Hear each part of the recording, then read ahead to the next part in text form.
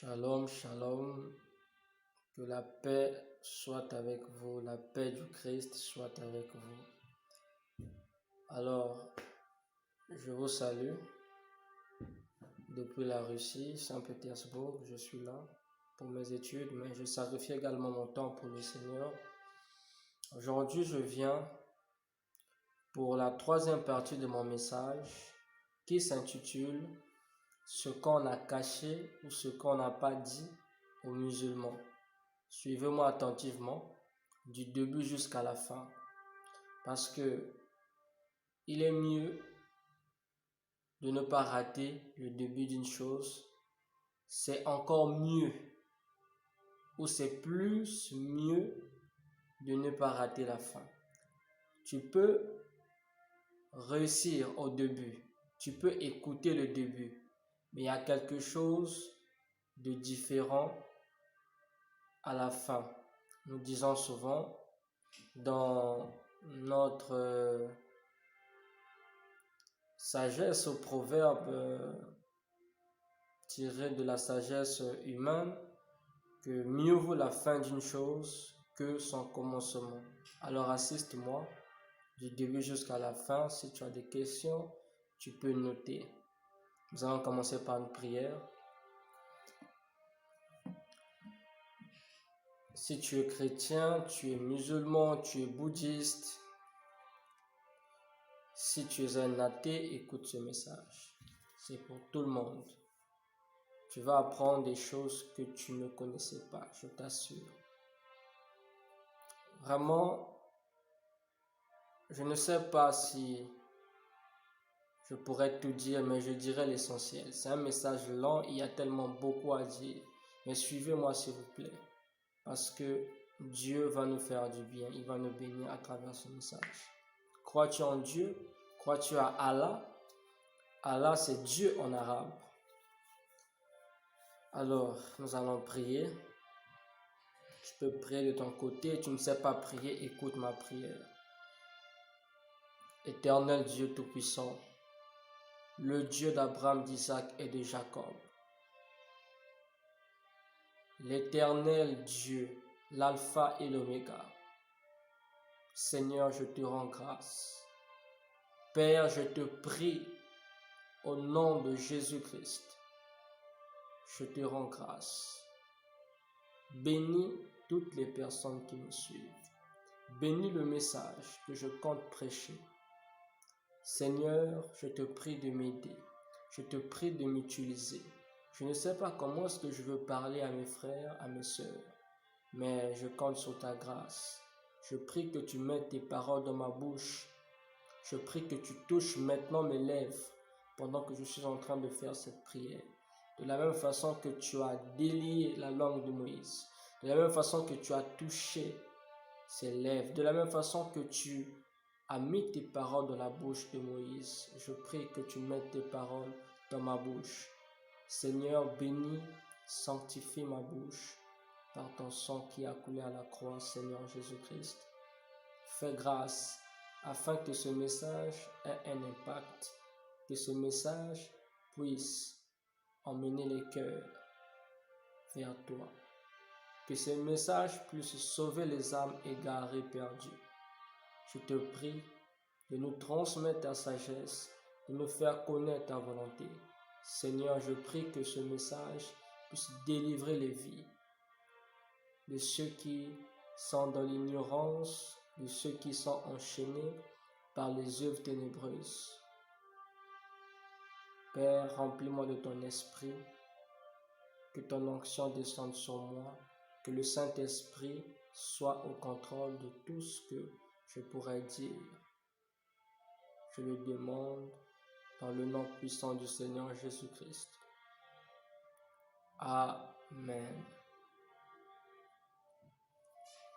Alors, la Bible dit ceci dans le livre de Osée 4, verset 6. Mon peuple périt parce qu'il manque de connaissance. On a besoin de la connaissance pour ne pas périr. La connaissance, vous savez, c'est comme un feu, ou l'ignorance est comme un feu. L'ignorance est comme un feu. Même si tu es un bébé, Tu viens d'être né. Si tu tombes dans le feu va te brûler. Le feu ne verra pas si tu es un bébé ou si tu es un adulte ou un vieillard. Le feu brûle tout le monde. C'est ça l'ignorance. L'ignorance tue tout le monde. Si un bébé s'approche d'une lampe, on a ce type de lampe en Afrique où on met le pétrole, voilà. Le verre chauffe, le verre de la lampe chauffe. Et si tu tiens, tu vas légèrement, pas te brûler, mais tu seras en contact avec la chaleur du verre. Et on peut dire que tu pourras te brûler. Bon, brûler, je ne vois pas trop le terme. Mais la chaleur va te frapper. La chaleur du feu qui est dans la lampe va te frapper. Quand tu vas toucher au verre de la lampe, même si tu es un bébé, tu vas ressentir quelque chose. Ça va te toucher, ça va te frapper. C'est ça la connaissance. C'est ça plutôt l'ignorance. Donc, ayons la connaissance, s'il vous plaît. La Bible ou le Coran, qu'importe. Vous savez, aujourd'hui, il ne suffit pas seulement de lire la Bible ou lire le Coran ou prier simplement. Est-ce que quand nous prions, nous recevons des réponses de Dieu? Est-ce que Dieu nous parle? On va me dire que Dieu a suffisamment parlé ou il a déjà parlé. Voilà pourquoi on écrit ce qu'il a dit. Mais Dieu est comme, nous sommes comme Dieu. On nous dit dans la Bible que l'homme a été créé à l'image de Dieu. Dieu a une bouche, il parle. Donc, si nous disons que Dieu a seulement parlé dans la Bible ou dans le Coran, ça veut dire que nous limitons Dieu. Dieu est devenu muet. Dieu est comme une statuette qui ne parle pas. Ou Dieu est devenu une statuette qui ne parle pas, qui ne bouge pas, alors que Dieu bouge. Dieu est parfois en mouvement. Dieu est parfois calme. Il y a des moments où il fait silence, il y a des moments où il parle. De la même façon que toi, à des moments où tu parles, il y a des moments où tu fais silence. Dieu est comme ça. Tu racontes des histoires, tu écris des histoires. Dieu également est comme ça. Ce qu'il a dit, nous racontons cela par ce qui est écrit. Mais il continue à dire, il continue à parler.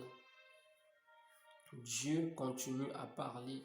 Voilà pourquoi la Bible dit dans le livre de Job 33, verset 14, « Il s'exprime cependant d'une façon, tantôt d'une autre. » Dieu s'exprime. Amen. On n'a pas dit Dieu s'est exprimé de façon, d'une manière, tantôt d'une autre. Amen. Si on dit Dieu s'est exprimé, ça veut dire qu'on va prendre seulement ce que Dieu a dit là. Mais comme la Bible nous dit Dieu s'exprime d'une façon, cependant d'une façon, tantôt d'une autre, cela revient à dire que Dieu n'a pas cessé de s'exprimer. Dieu peut te parler en lisant les Écritures. Dieu peut te parler à travers un songe. Dieu peut te parler à travers un homme, une femme, un bébé, un jeune, un adulte. Dieu peut te parler à travers sa création. Il faut juste avoir le discernement, comprendre le langage spirituel de Dieu. Alors, ce n'est pas l'objet de mon message. C'était juste comme à l'introduction. En tout cas, j'ai beaucoup parlé. J'ai développé beaucoup de points sur ma première vidéo, la première partie du message, la deuxième partie du message. Là, je suis à la troisième partie. J'ai senti qu'il y avait encore un fond, une chose qu'il fallait dire. Donc, pour être plein, si tu es un verre, va aussi prendre ce que j'ai dit dans la première vidéo, dans la deuxième vidéo. Si tu as seulement suivi une vidéo, va encore suivre le reste des vidéos. Parce qu'il y en a 3. Il y en a 3. Peut-être qu'il y aura une 4e partie, je ne sais pas. Mais pour l'heure, je m'arrête à la 3e partie de mon message sur ce qu'on a caché aux musulmans, que certains chrétiens ignorent. Alors, Vraiment, suivez-moi attentivement du début jusqu'à la fin, s'il vous plaît. S'il vous plaît. Et le temps également pour Dieu. Quand tu dis tu aimes Dieu, tu trouves également le temps pour lui. C'est ça un signe de notre amour, notre affection. C'est un signe de louange, trouver le temps pour Dieu, de prier, de parler de Dieu, d'écouter les nouvelles qui viennent de Dieu par les hommes de Dieu, les prophètes. À l'église, nous avons les 5 ministères, apôtres, prophètes, évangélistes, enseignants ou docteurs de la parole, pasteurs. Nous avons les 5 ministères. Alors, je vais d'abord lire des textes bibliques, quelques textes bibliques. Vraiment, j'ai beaucoup écrit, hein. Mais je vais essayer de résumer mon message. Je ne sais pas si je ferai 1 heure ou 1h30 ou 2 heures, mais je prie que Dieu me donne assez de sagesse et d'intelligence afin de mieux vous transmettre ce message dans des brefs délais, avec un temps court. Vous direz certainement, le frère là, il aime parler, il parle beaucoup. Ce n'est pas un défaut, c'est même une bonne chose. Lorsque tu parles des œuvres de Dieu, tu ne peux que parler beaucoup si Dieu a beaucoup fait pour toi. Amen. À moins que Dieu n'ait pas fait des choses dans ta vie, à moins que Dieu ne t'a pas parlé, à moins que Dieu ne t'a pas visité. Quand Dieu te visite, en fait, tu devais même parler de lui tous les jours. Tu ne devais pas te fatiguer. Les œuvres de Dieu sont tellement grandes, sont tellement nombreuses. Et Dieu a fait beaucoup de choses pour moi. Si je me mets à témoigner, je ne sais pas si 24 heures pourra me suffire pour parler de tout ce que Dieu a fait pour moi. Alors, on va lire quelques textes. Galates 1, verset 8. Actes chapitre 20, verset 27. 2 Corinthiens 12, verset 2 à 4. Apocalypse 1, verset 8. Hébreux 13, verset 8. Ok, ce sont les versets que nous allons lire.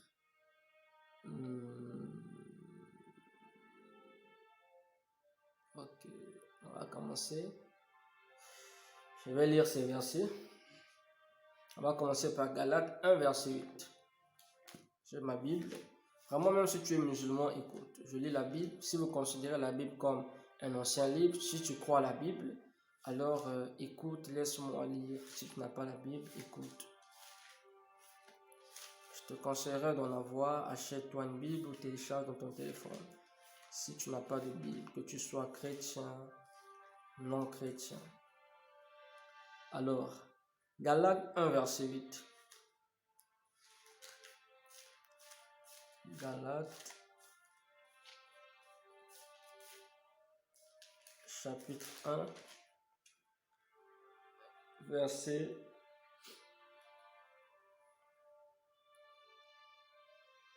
8. La Bible déclare, lisons au nom du Seigneur Jésus-Christ, mais Galates, c'est un peuple,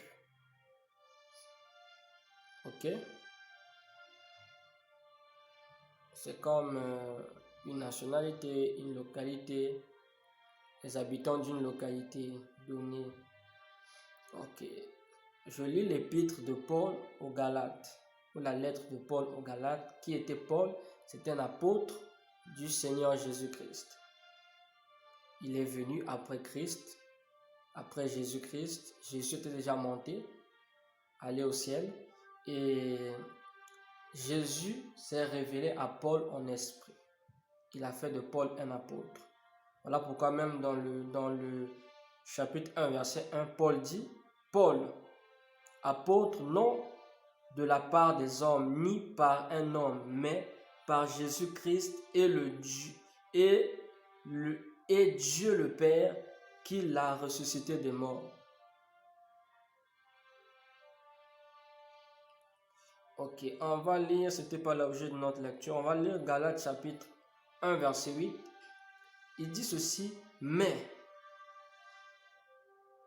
quand même un autre ange du ciel annoncera un autre évangile que nous avons prêché, qu'il soit anathème.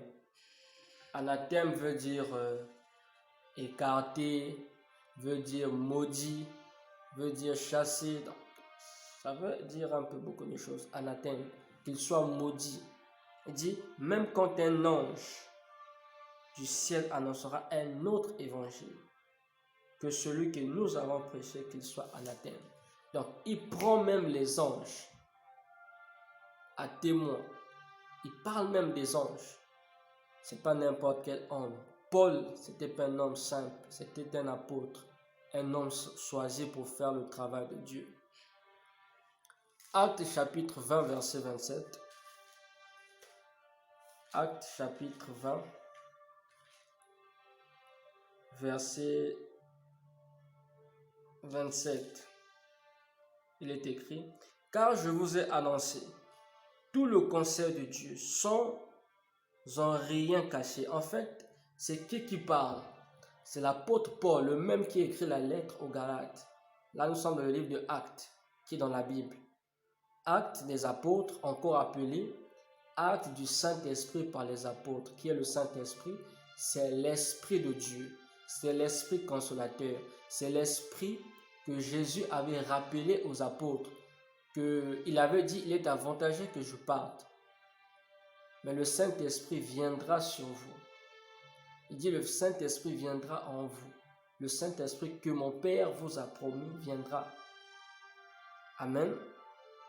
Le Saint-Esprit, c'est l'Esprit de Dieu. C'est Dieu. C'est cet Esprit-là qui était en Jésus-Christ.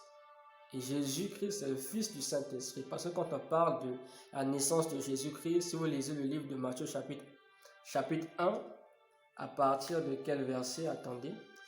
Dans ma vidéo, je vous avais parlé de ça, ma première vidéo. À partir du verset 18, Matthieu chapitre 1, verset 18 jusqu'à 25. On va vous expliquer à peu près comment est-ce que Jésus est né. Vous lirez également dans le livre de Luc chapitre 1, verset 26 jusqu'au verset 38. On vous détaille correctement comment est-ce qu'il est né. On vous dit que Jésus, c'est la vertu du Saint-Esprit. C'est une vertu qui était en Marie, du Saint-Esprit, de l'Esprit de Dieu. Voilà pourquoi Jésus n'est pas né comme nous. Il est né sans péché. C'est ce que dit la Bible. Et le Coran reconnaît cela, à moins que tu ne sois pas un musulman, ou à moins que tu ne crois pas au Coran, ou tu ne crois pas à ce qui est écrit au sujet de Jésus dans le Coran. Ce n'est pas tout ce qui est écrit au sujet de Jésus dans le Coran qui concerne Jésus. C'est même une petite histoire de Jésus qui a été écrite dans le Coran. La grande histoire se trouve dans cette Bible. Dans la Bible se trouve la grande histoire de Jésus. Si vous voulez connaître Jésus-Christ, qui a fait beaucoup de miracles. Amen. Qui a fait des signes, des prodiges, des miracles. La démonstration de la puissance tangible, réelle de Dieu. Il faut aller lire la Bible pour connaître ce Jésus que vous reconnaissez comme étant un prophète. Il était prophète, c'est vrai. Il était fils de Dieu. Il avait toutes les attributions. Il était tout en même temps. Je vais vous parler un peu encore de ce que je n'ai pas peut-être dit dans les autres vidéos en ce qui concerne Jésus-Christ. Dans cette vidéo, tu vas apprendre encore. Donc, l'apôtre Paul, et dans le livre des Actes des Apôtres, ça a été écrit par Luc. Luc, c'était un évangéliste. Dans la Bible se trouve le livre de Luc. Lui aussi, il détaille correctement la vie de Jésus. Pas comme on a parlé dans le Coran. On a juste parlé de quelques points, mais on n'a pas tout dit de Jésus-Christ. Il faut lire les évangiles, les 4 évangiles dans la Bible. Vous allez connaître l'histoire de Jésus. Le livre des 4 évangiles. Alors, Paul dit, le livre de Actes, chapitre 20, verset 27, il est écrit, car Je vous ai annoncé tout le conseil de Dieu sans en rien cacher. Ça, ce n'est plus un homme normal. Il a assisté au conseil de Dieu. Est-ce que toi, tu connais quelqu'un dans le Coran ou ailleurs qui a déjà dit de sa bouche, j'ai assisté au conseil de Dieu, ou je vous ai annoncé le conseil de Dieu? Amen. Tu ne peux qu'aller en esprit devant le trône de Dieu pour assister au conseil de Dieu. Lui, il était allé en esprit, il a été emmené en esprit, il a assisté au conseil de Dieu. Ce n'est pas sur la terre, c'est au ciel, c'est dans les cieux. C'est dans le royaume de Dieu où se trouve le trône de Dieu pour assister au conseil. Parce qu'avec son corps physique, il ne pouvait pas assister au conseil. Lui a dit, il assistait au conseil. C'est le seul dans la Bible qui a assisté au conseil de Dieu. Il a dit, je vous ai annoncé le conseil de Dieu. Amen. Découvrez aussi l'apôtre Paul. C'était un homme mystique, un homme rempli de puissance que Dieu a également utilisé après la montée de Jésus au ciel. Et le livre des Actes des Apôtres est encore appelé le livre des Actes du Saint-Esprit par les apôtres, l'Esprit de Jésus qui était dans les apôtres. Parce que le jour de la Pentecôte, l'Esprit était revenu, comme Jésus avait promis, c'est revenu. Et l'Esprit de Dieu s'est répandu sur eux. Chacun a reçu une portion de l'Esprit. Et le livre des apôtres a été écrit pour raconter ce que les apôtres ont fait, parce qu'ils étaient remplis de l'Esprit de Dieu. Ils ont manifesté des miracles tels que Jésus avait manifesté. Aujourd'hui, nous avons toujours les apôtres, nous avons des prophètes dans l'Église, nous avons des pasteurs, des gens qui sont également remplis de l'Esprit Saint, qui peuvent manifester le royaume de Dieu sur la terre, la puissance du royaume. Voilà pourquoi l'apôtre Paul dit, le royaume des cieux ne consiste pas en paroles seulement. C'est pas, tu prends ta Bible, tu prends ton Coran, tu commences à parler de Dieu. Dieu n'est pas un Dieu théorique, c'est un Dieu pratique. Amen. Avant d'aller à la pratique, il faut qu'il y ait la théologie. Il faut qu'il y ait la théorie. La théorie, c'est la pensée. La théorie, c'est ce qui est écrit. Amen. Parce qu'avant de faire quelque chose, il faut penser. Dieu est un Dieu de pratique. On dit qu'il faut pratiquer la parole de Dieu. Et ils ont manifesté la puissance. Aujourd'hui, nous aussi, nous manifestons la puissance. Tout véritable fils et fille de Dieu est capable de manifester la puissance, telle que les apôtres de Jésus ont manifesté dans la Bible après la montée de Jésus. Même lorsque Jésus était là, ils avaient manifesté la puissance. Mais après le départ, ils ont plus fait. Ils ont plus fait parce que l'Esprit était descendu sur eux, l'Esprit de Dieu. Alors, on va lire le livre de 2 Corinthiens 12, versets 2 à 4. Je vous explique également un peu la Bible. En tout cas, il y a beaucoup de choses à dire. Donc, l'objet de mon message, excusez-moi avant de continuer, je parlerai de 3 points que j'aurais voulu parler dans les vidéos précédentes. Je rattrape cela. Voilà pourquoi j'ai dit c'est la 4e partie. Sinon, je devais faire des vidéos de 3 heures, 4 heures du temps. Les gens n'aiment pas trop des vidéos longues. Mais il faut quand même aimer, il faut apprendre à aimer parce qu'il y a de ces choses qu'on ne peut que découvrir lorsqu'on a suivi, lu des longs messages. Parce qu'il y a des choses qui sont cachées. Je parlerai de 3 points. Je vais commencer par les témoignages de certaines personnes que j'ai entendues et mon propre témoignage. La 2e partie de mon message, ce qu'on n'a pas dit aux musulmans, je vais annoncer l'évangile de Christ. Tu as peut-être entendu parler de l'évangile, mais j'aimerais t'annoncer l'évangile de Christ. J'aimerais t'annoncer une bonne nouvelle. L'évangile de Christ, c'est la bonne nouvelle du salut des âmes. Le 3e point, je vais parler de mon point de vue personnel sur la religion islamique de façon sincère. Suivez-moi attentivement, vraiment. S'il y a des questions, écrivez. Si pendant que je parle, tu es touché, n'oublie pas de mettre un like, de mettre un cœur. si possible, aide-moi à partager cette vidéo à plusieurs personnes sur Internet. Faites connaître Jésus-Christ. Ce Jésus qu'on ne vous a pas présenté. Une partie de Jésus, ou une grande partie de Jésus qu'on n'a pas présenté aux musulmans. Vous savez, l'histoire de Jésus qui est écrite dans le Coran représente le 1/3 ou le 1/10 de l'histoire de Jésus-Christ qui est écrite dans la Bible. Amen. Croyez-moi, voilà pourquoi j'invite vivement, massivement, tout musulman, non chrétien, tous les non-croyants, tous les athées, à aller lire la Bible. C'est un merveilleux livre où tu vas découvrir l'histoire du monde, le commencement du monde, comment est-ce que le monde a été créé, comment est-ce que Dieu a créé le monde, comment arrivera la fin du monde. Tout est détaillé. Tout ce qui se passe actuellement est écrit dans la Bible, s'il vous plaît. Je vous parle comme votre frère, comme un ami. Je sais ce que je suis en train de dire. Il y a des choses que vous ne connaissez pas parce que vous ne lisiez pas la Bible. Il y a tellement de choses. C'est un livre profond. Je vous invite. N'hésite pas, n'aie pas honte, n'aie pas peur. Rien ne va t'arriver de mal. Si contacter ou toucher ou lire un livre de magie peut t'introduire dans la magie, de la même façon que toucher la Bible peut t'introduire dans la vie de Dieu, dans la spiritualité en Jésus-Christ. Lire la parole de Dieu, celle qui est écrite dans la Bible, peut avoir également un impact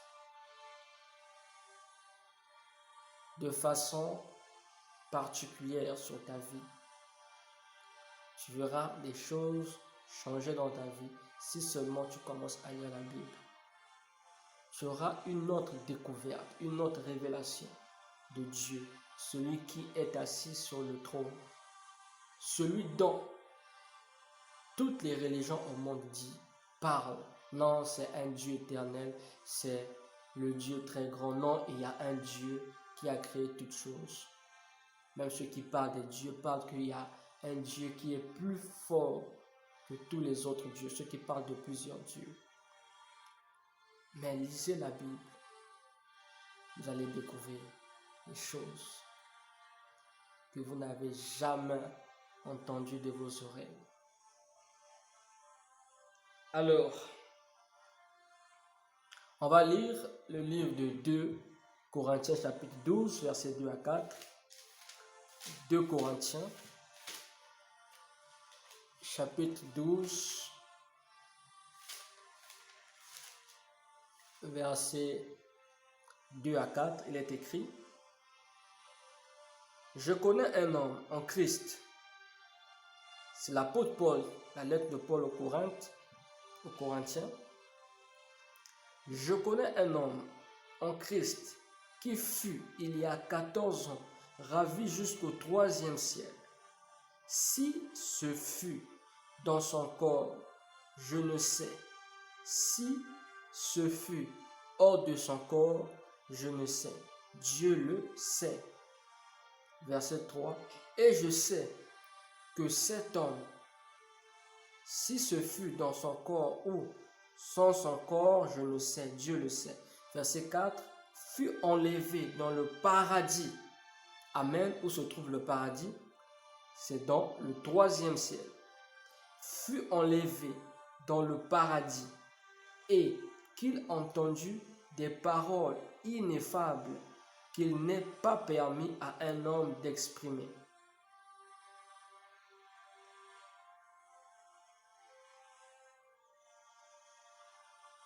Amen. Paul est en train de parler de lui-même. Quand on arrive au verset 5, je me glorifierai d'un tel homme, mais de moi-même, je ne me glorifierai pas, sinon de mes infirmités.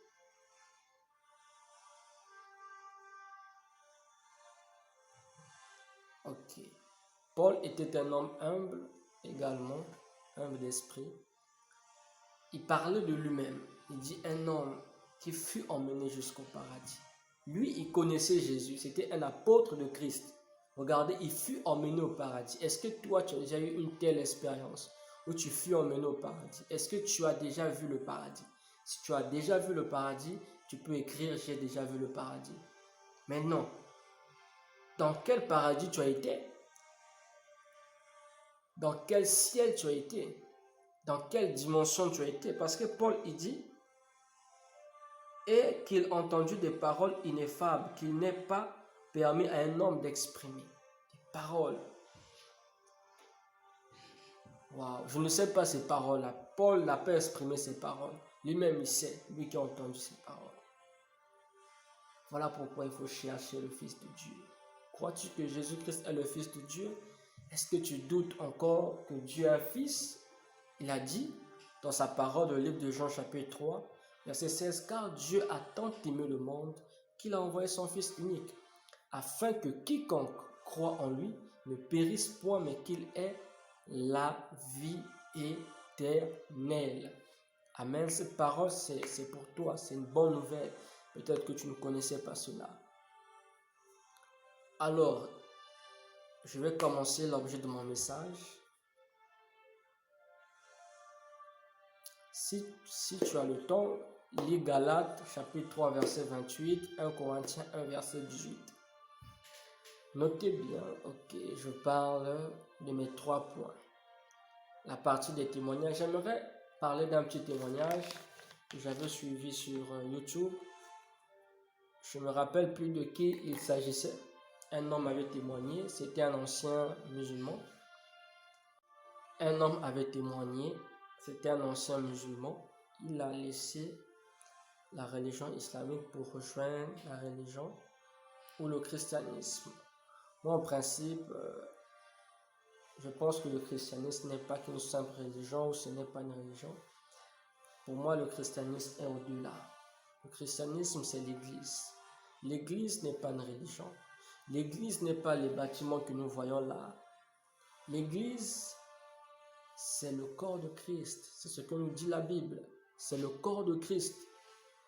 Donc Christ lui-même, il est la tête.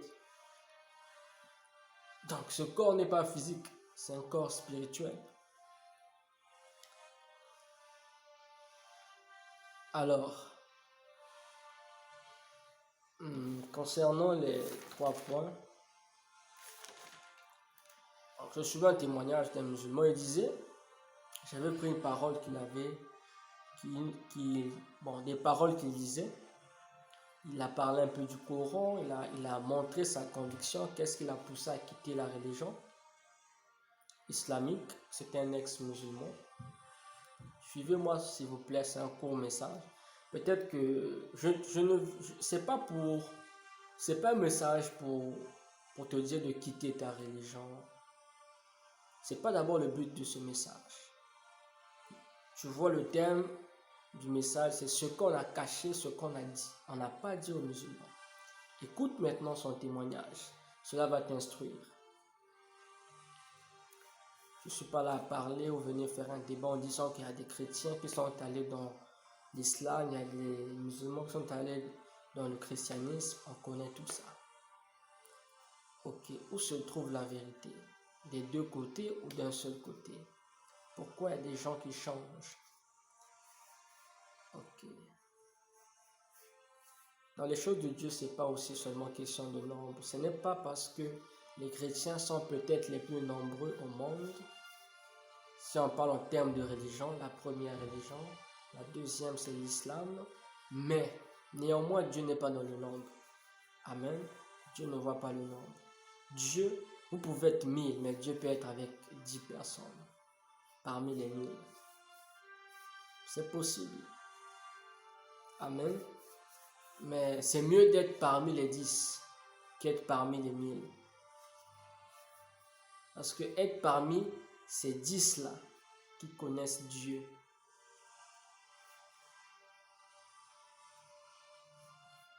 c'est mieux, je vous assure. Je suis en train de chercher quelque chose.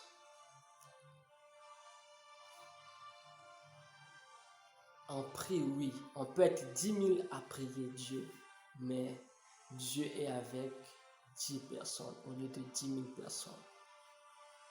Je vous assure. Donc Dieu ne voit pas le nombre n'influence pas Dieu. Jésus a dit,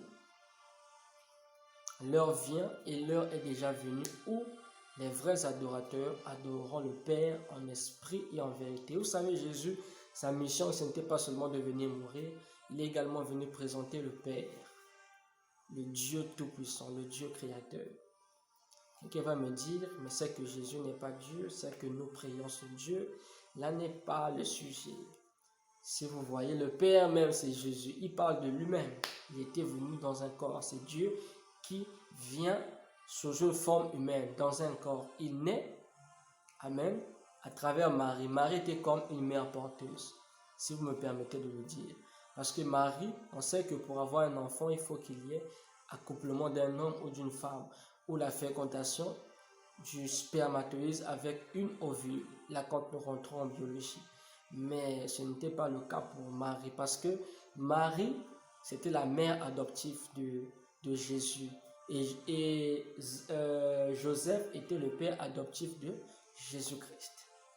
Parce que Jésus, toutefois, il disait, je fais les œuvres de mon Père qui est dans les cieux. Il ne disait pas, je fais les œuvres de mon Père qui est sur la terre. Amen. Et Jésus a dit, il y avait une histoire dans la Bible, on était en train de chercher Jésus. Marie et Joseph, Jésus est allé au temple pour prier. Le culte est passé. Pendant que ses parents repartaient, ils avaient oublié l'enfant. Or que Jésus était resté pour continuer à parler de Dieu. Il était encore petit.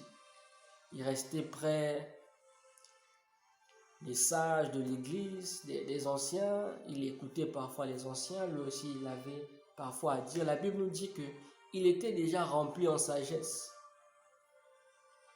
À son âge, à 12 ans. Et ses parents sont venus le chercher.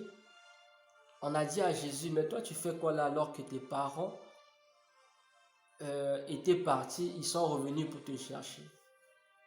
Jésus dit, qui sont mes parents? Il ne reconnaît pas Marie et Joseph comme ses parents. Il dit, mon père, ma mère et mes frères sont ceux qui font la volonté de mon père. Est-ce que vous voyez? Il dit, mon père, ma mère, mes frères sont ceux qui font la volonté de mon Père. Vous savez, Jésus-Christ s'est tellement humilié sur la terre. C'était un homme humble, même dans ses paroles, dans ses actions. Il dit, mon Père, ma mère et mes frères sont ceux, et mes sœurs sont ceux qui font la volonté de mon Père. Donc, il dit de mon Père. Maintenant, est-ce que toi, tu es le Père de Jésus? Il dit, mon Père, ma mère et mes frères sont ceux qui font la volonté de mon Père. Bon, on lui a dit, tes parents sont venus te chercher. Il a dit, qui sont mes parents? Ce ne sont pas mes parents. Il n'a pas dit que Marie et Joseph ne faisaient pas la volonté, mais il voulait apporter une révélation. Amen. Il voulait juste apporter une révélation. Il dit, sont ceux qui font la volonté de mon Père qui est dans les cieux. Et Jésus, sur la terre, il a dit que le Père était en lui sur la terre. Il dit, le Père est en moi, et moi je suis dans le Père. Moi et le Père, nous sommes un. Maintenant, où est la différence? S'il dit que nous sommes un, ça veut dire que Jésus sur la terre était égal au Père qui est dans les cieux. Oh. Mais Jésus, c'est le Fils de Dieu, non? Il est Dieu. Donc, en Jésus habitait, la Bible nous dit, en lui habitait corporellement la plénitude de la divinité. Vous vous rendez compte? La plénitude. C'est tout ce que Dieu est. Tout ce que Dieu est habité en Jésus-Christ. Amen. Et même la Bible explique, lorsque Jésus était né, les anges descendaient de temps en temps pour venir adorer Jésus. Est-ce que vous savez que les anges adorent Jésus? C'est écrit dans la Bible. Alors, j'aimerais revenir sur le témoignage d'un ex-musulman. Il disait, c'est Allah qui devrait venir.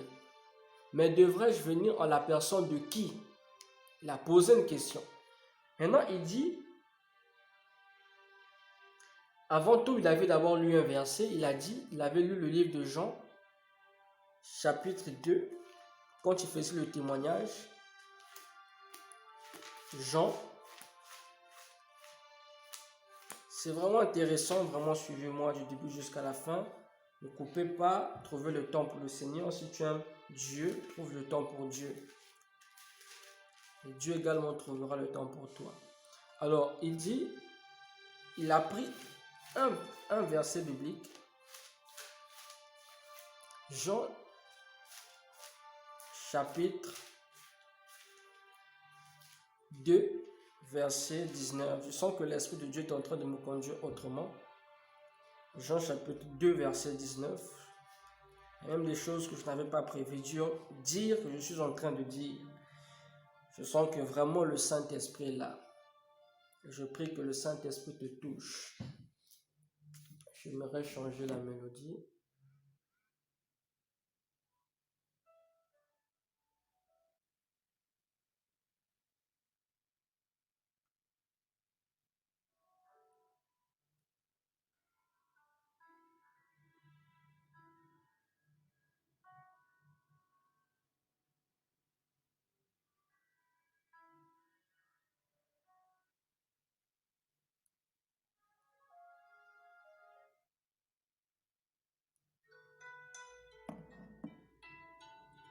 Alors, c'est la mélodie de l'instrumental.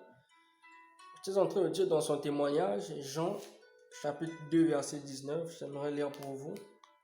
Jean chapitre 2, verset 19.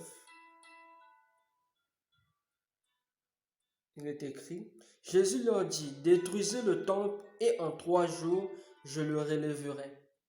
Les gens vont se dire, ça c'est quel temple il parlait? Il parlait pas du temple physique. Il parlait pas du temple matériel. Ok. Il parlait d'un corps. Il parlait de son corps. Détruisez-moi. Voilà pourquoi avant de mourir, parce qu'il avait des disciples, il avait dit qu'il devrait mourir. Le Fils de Dieu devait mourir. Il devrait passer 3 jours dans le sein de la terre. Le 3e jour, il devait ressusciter.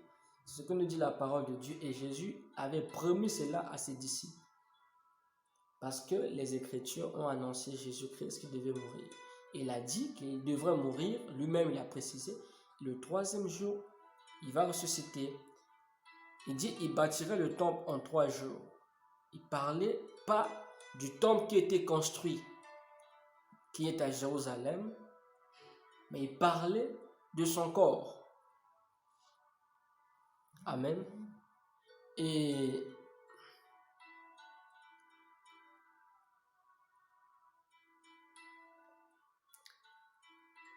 quand on lit le Coran, il a cité le chapitre 56 du Coran, versets 1 à 8. Nous allons lire le Coran. J'ai le Coran avec moi. Ok, excusez-moi, je suis obligé de couper la mélodie. Prendre une autre. L'instrumental était connecté à YouTube. Là, je rentre dans un autre instrumental qui est connecté juste à l'application. Ok, on va lire le Coran rapidement. Le Coran chapitre 56, versets 1 à 8. Vous voyez, j'ai le Coran, l'application est là, tout est là. Tout est là. Ok. Parfois, ça m'arrive de lire le Coran. Toi aussi, il faut lire la Bible. Verset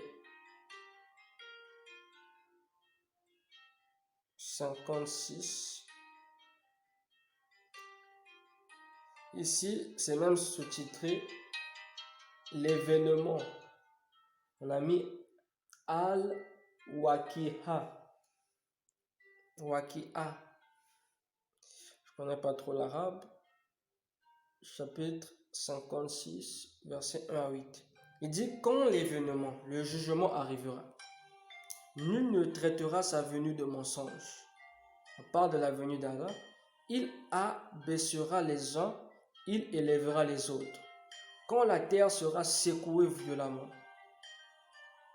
et les montagnes seront réduites en miettes, et qu'elles deviendront poussière et éparpillées. Bon, c'est un peu comme un message eschatologique également. Verset 7. Alors vous serez trois catégories. Les gens de la droite. Que sont les gens de la droite? Les gens de la gauche. Que sont les gens de la gauche? Verset 10. Les premiers à suivre les ordres d'Allah sur la terre, ce sont eux qui seront les premiers dans l'au-delà. Ce sont là, au verset 11, les plus rapprochés d'Allah, dans les jardins d'Élise. Ok. Lui, il avait lu jusqu'au verset 8. Maintenant, il a donné un autre verset qui est écrit dans le livre de Matthieu, chapitre 25, versets 31 à 32. Qui sont les gens de la droite, les gens de la gauche? Il a parlé d'un attribut de Jésus. Il a pris le livre de Matthieu. Je veux faire comme lui. J'ai dit mon message à trois parties. La partie des témoignages des autres et mon témoignage. Si j'ai le temps, je parlerai de mon témoignage. Deuxième point, je vais annoncer l'évangile de Christ. Cinquième point, mon point de vue personnel sur la religion islamique. Okay. Alors, on va lire avec moi Matthieu. Matthieu, c'était un évangéliste. Il a écrit sur Jésus. Je vous ai dit, lisez les 4 évangélistes. Vous aurez une histoire nulle du commun. Pas comme ce qui est écrit dans le Coran. C'est une petite histoire dans le Coran. Ok, Jésus a fait beaucoup de choses. La Bible nous dit même que si on pouvait écrire tout ce que Jésus avait fait, les livres, à cette époque-là, tous les livres ne pouvaient pas contenir cela. Ok. Matthieu chapitre 25, versets 31 à 32. Je prends mon courage de venir donner ce message. La Bible nous dit que Dieu, Christ, a mis en nous un esprit de courage. Ce n'est pas un esprit de timidité, de peur. En nous, nous avons reçu un esprit de force, un esprit de force, un esprit d'amour, un esprit de courage. Ce que nous dit la Bible, moi je suis courageux, j'ai mon courage de venir apporter ce message. Qu'on me coupe la tête, je ne serai pas le premier. Qu'on a décapité, la Bible nous dit que certains seront décapités. On voit cela dans le livre des apôtres, les gens qu'on a tués à cause de Jésus-Christ. Peut-être que j'en fais partie des martyrs, ce n'est pas un problème. Donc, mais je sais au moins, je crois au Dieu que je sers, que je prie. Et le Seigneur Jésus a dit ce que j'aime. Il a dit dans un de ses livres, dans le livre de Jean chapitre 11, verset 35, il dit « Je suis la résurrection et la vie ». Avant qu'il n'aille ressusciter Lazare, avant que Jésus n'aille ressusciter Lazare, tu sais que Lazare était mort, Jésus ressuscitait les morts.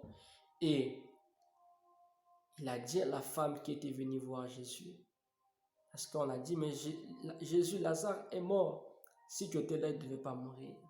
Jésus a dit, ne t'ai-je pas dit que si tu crois, tu verras la gloire de Dieu. Et Jésus encore dit, je suis la résurrection et la vie.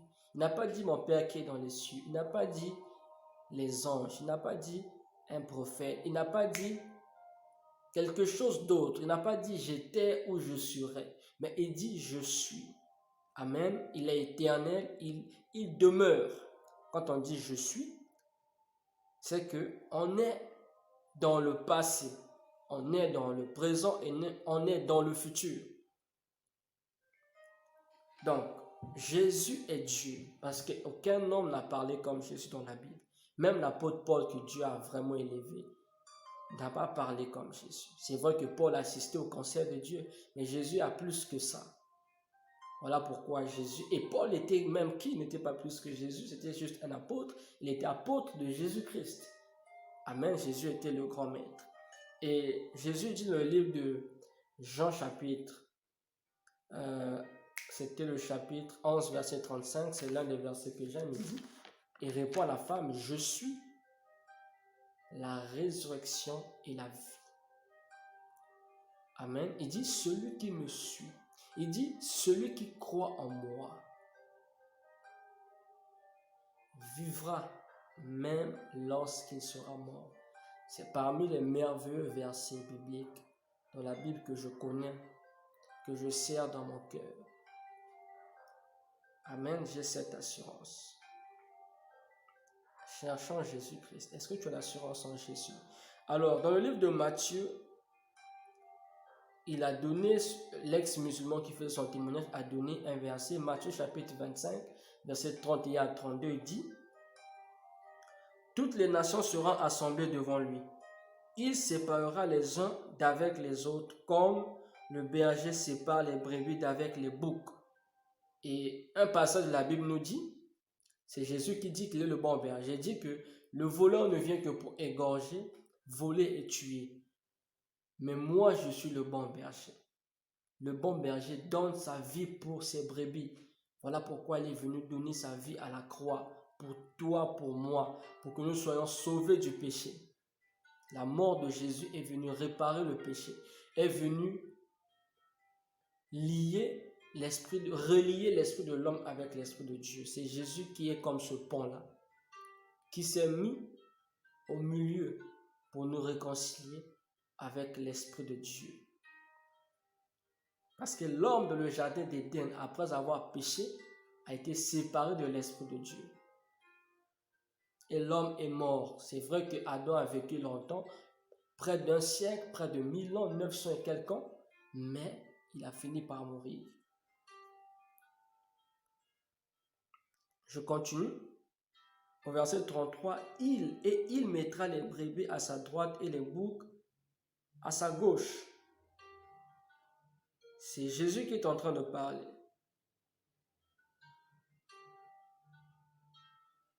Amen. C'est Jésus qui parle. Il parle de lui-même. Ok.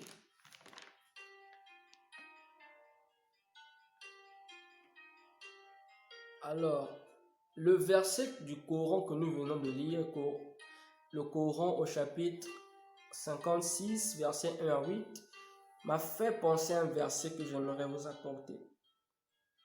Parce qu'il a dit dans son témoignage, ce sont les choses qui l'ont poussé à quitter. La religion ou la foi, on ne force pas. Quand c'est le forcing, Dieu n'est pas là. C'est une liberté. Dieu, c'est d'abord dans le cœur, c'est pas dans la tête. Alors, tu es libre de croire, tu es libre de ne pas croire à ce que je suis en train de dire. Mais écoute, si tu es touché, si tu entends la voix de Dieu pendant que je te parle, n'hésite pas. Libère-toi, libère ton cœur. Reçois cette parole, accepte-la. Accepte ce que je suis en train de te dire.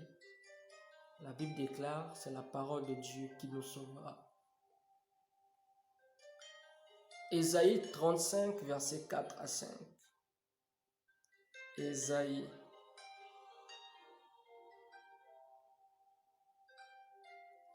chapitre 35, verset 4 à 5. Il est écrit, faites, dites à ceux qui ont le cœur troublé. Waouh! On va lire.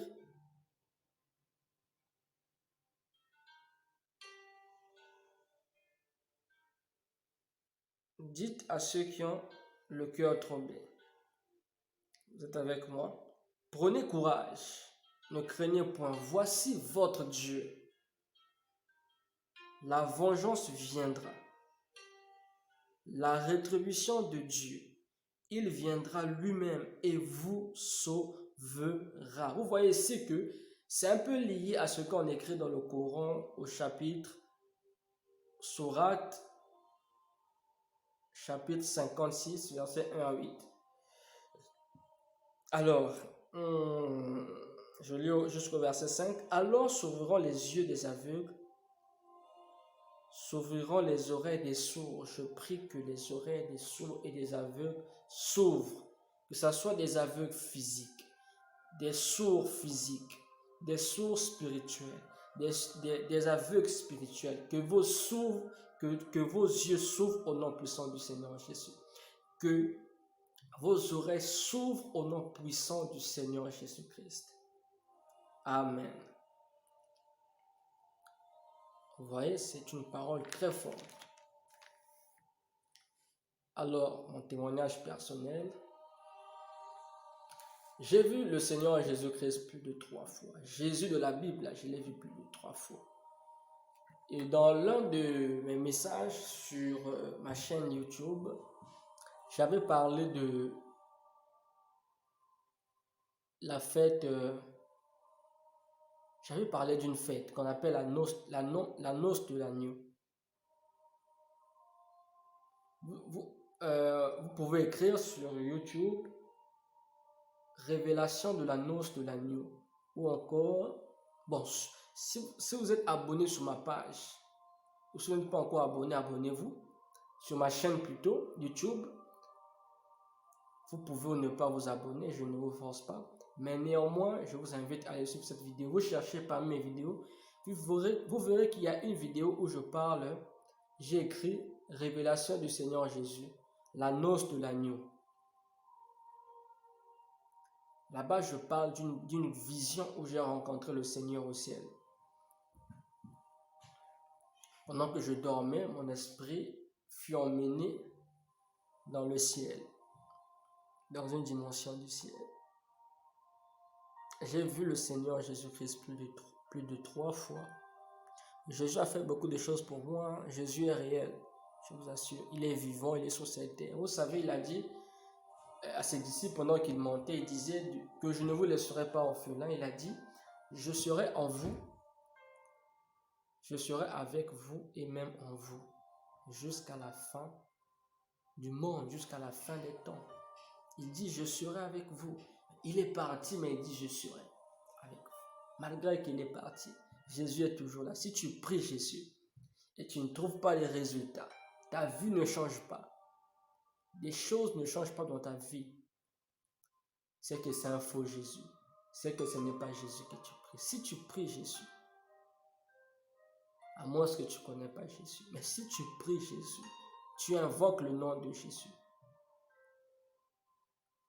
je t'assure que ta vie va changer.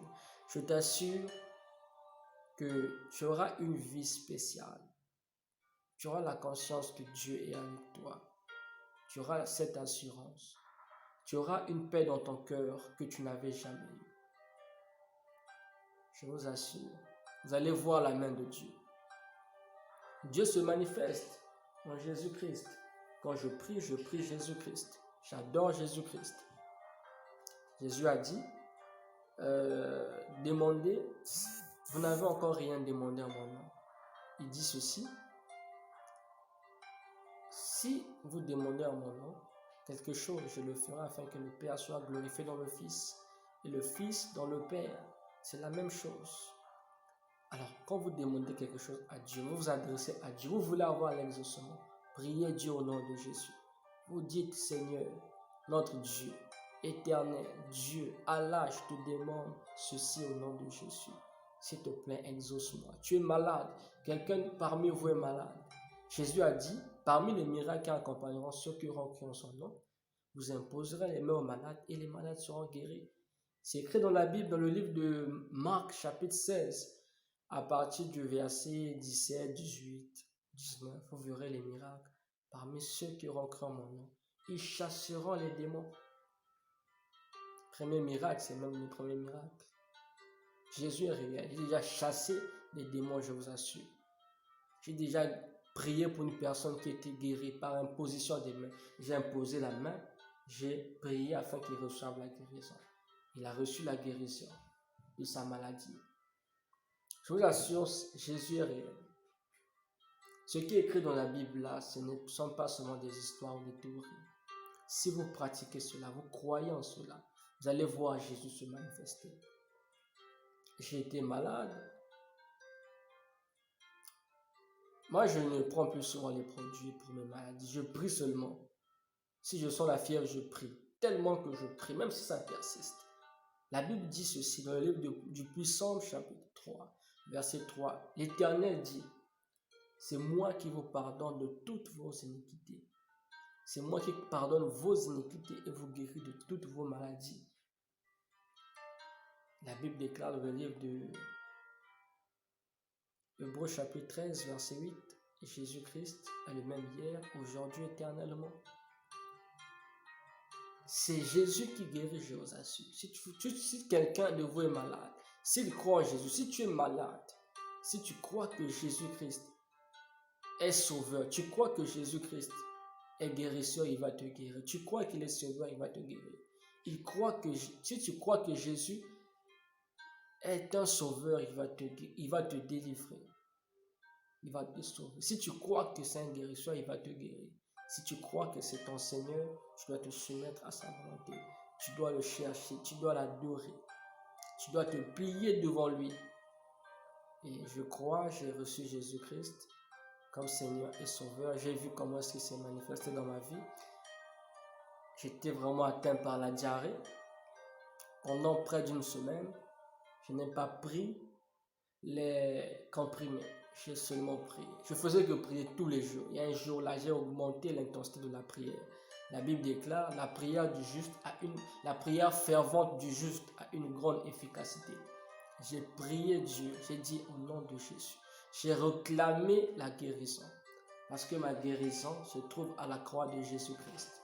À la croix, Jésus a dit, avant de rendre le dernier soupir, il a dit, tout est accompli. Il est écrit qu'il a pris nos infirmités et nos maladies à la croix. Par les meurtrissures de Jésus-Christ, nous sommes sauvés, nous sommes guéris. C'était le témoignage. Je vous assure, Jésus est réel. Les moments où j'avais eu des fortes fièvres, des maux de tête, j'ai eu le palu comme ça. Je me suis levé dans la prière, j'ai prié, Dieu m'a guéri du palu. Vous vous rendez compte? Jésus m'a guéri. Alors, la deuxième partie, j'aimerais annoncer l'évangile de Jésus-Christ. Ok. J'aimerais prendre une histoire. Jésus a guéri un aveugle. J'aimerais prendre l'histoire de l'aveugle. J'ai apprêté beaucoup de choses, je vous assure, vous voyez, mais je ne veux pas tout dire. Bon, ça c'est un autre message. Ici, là, à ma gauche, je parle de la chute des anges, 2 points les géants. C'est un thème que j'ai prêché récemment sur YouTube. À ma droite, c'est un cahier où j'écris mes prédications, ce qu'on n'a pas dit aux musulmans, partie 3. Donc, il y a beaucoup de choses, il y a beaucoup de versets là que j'ai mis. Je pourrais peut-être vous citer cela. En ce qui concerne l'évangile de Jésus-Christ, il y a beaucoup de versets en tout cas. Beaucoup de versets. Vous pouvez lire le livre de Jean. Tout le chapitre 1, vous pouvez lire. Cela va vous aider, vous fortifier. Mais nous allons lire Jean chapitre 1, verset 11 à 13. Jean chapitre 1.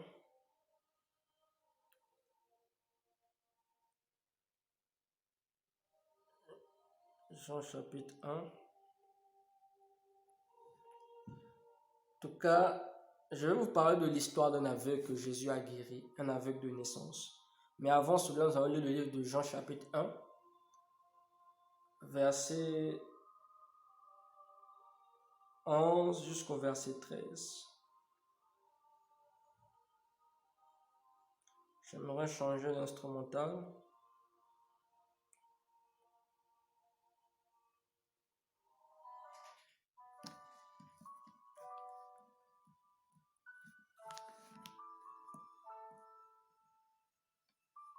Onction descend sur moi. Oh Jésus, que ton onction descende.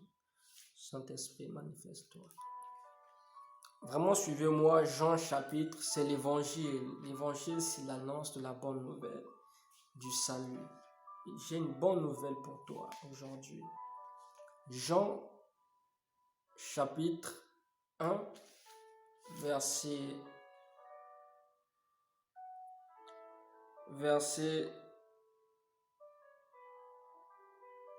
11 jusqu'au verset 13. Lisons au nom du Seigneur.